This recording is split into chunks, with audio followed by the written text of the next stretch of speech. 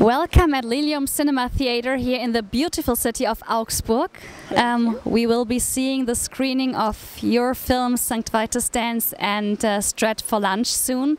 You're originally from Augsburg. How does it feel to come back with these two films in the package?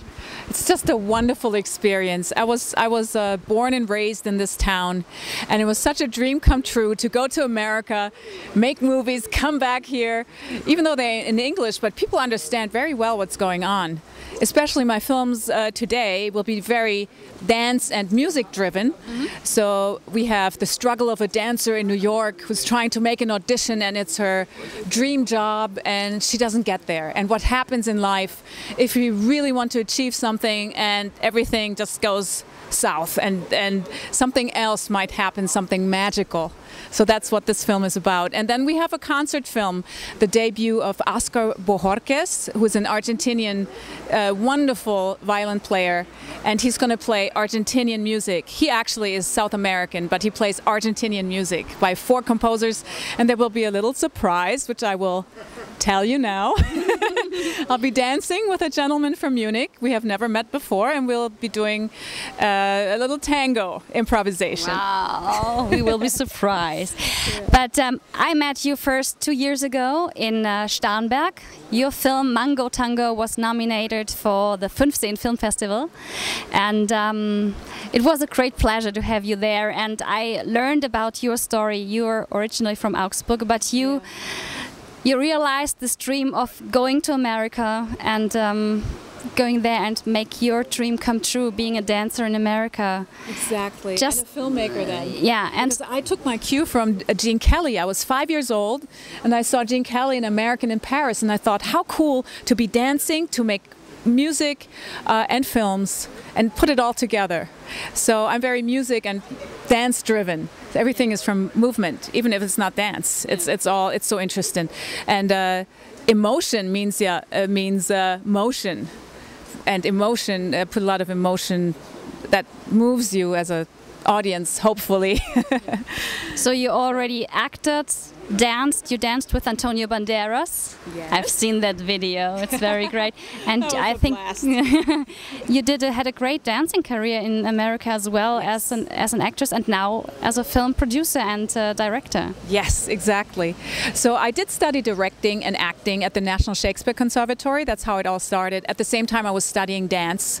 And then I was performing on Broadway, film stuff, and we also went on tour, symphony orchestras. That's where my expertise about dance. But now I'm really focusing on the filmmaking. You cannot wear too many hats, so now it's filmmaking, acting, and directing. So Vitus Dance, is it kind of like autobiographical? St. Vitus is an interesting story. I was injured. I hurt my knee when I was doing a benefit for a Broadway fights AIDS and breast cancer, and I was injured during rehearsal for that show. And since it was on a voluntary basis, I did not get paid anything, and therefore they did not cover the fee, and I didn't have health insurance. And then 2 angels stepped in, and they gave me $25,000 to have a knee surgery. And then I said, oh my God, how can I repay you? I don't have the money. And they said, thank St. Vitus. And St. Vitus, I didn't know at the time, is the patron saint for dancers and actors and people who sleep late. And the story is about a woman who goes late, she's late. So as a tribute to this experience, I made this film about the saint for dancers and actors. So great, yeah. Okay, and the longer film, about 50 minutes, I think it is. Yeah, an hour. An hour, yeah, okay. Yeah. What was the experience like to do this filming of this concert and just being with this? It's actually started on Facebook. I was contacted by a young violinist who had his debut with the London Philharmonics in 2009, and people praised him as the new Paganini. And he came to America, and he was making his debut at the WMP Hall. It's a beautiful little concert hall, and he played on a Stradivarius, a concert. And he danced a little tango with me. He's really cool. school, and he played on this beautiful Stradivarius every Wednesday for lunch. People gather and hear a different violin expert or cellist. And so he asked me to make a film of it, and he uses it.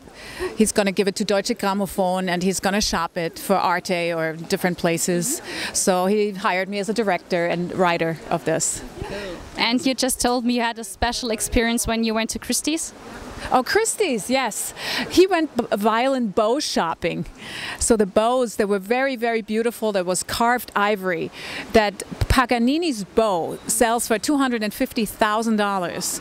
And for me, it's just a bow with some horsehair. And they were like for hours testing the bows and the little details. And one sounds rounder and softer, one sounds harder, harsher. It's so interesting. You can hear the difference. But these are experts in violin. So it was wonderful to listen to them. So I put some of that in my film. Yeah. So I think we will just have the joy to watch your films now, and I hope everyone else will do it as well. And it was a real joy, a pleasure to talk to you. Thank you very so much. So have fun with the films.